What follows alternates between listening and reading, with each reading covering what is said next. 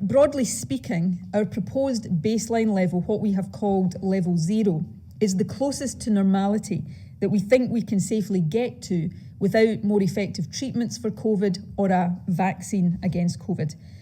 Level 0 is broadly comparable to the position we reached in August when the virus was very suppressed in Scotland, but still a threat.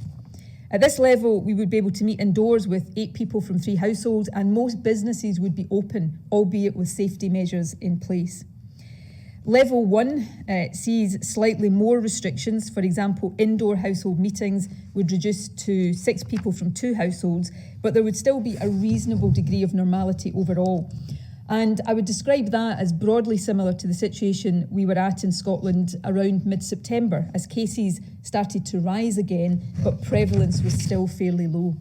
However, levels 2 and 3 are intended to apply at times such as now, when transmission is higher and rising.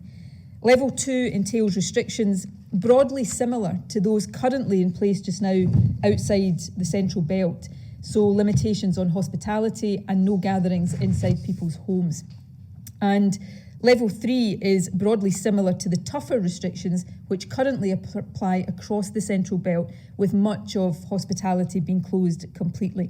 There are, however, some key differences. For example, we envisage restaurants being able to open at least partially in level 3. Levels 2 and 3 are intended to apply, if necessary, for relatively short periods of time to bring transmission down and under control.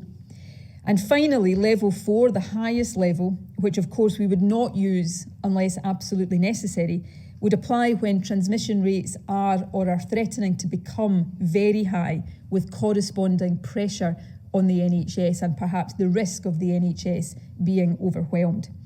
The restrictions at level 4 are closer to a full lockdown. For example, non-essential shops would have to close at level 4. However, even under level 4 restrictions, 6 people from up to 2 households could still meet outdoors. There would be no limit on outdoor exercise for individuals, and we would seek to keep manufacturing and construction businesses open, albeit with safety measures in place. In other words, we do not envisage returning to a situation as severe as the first lockdown imposed back in late March.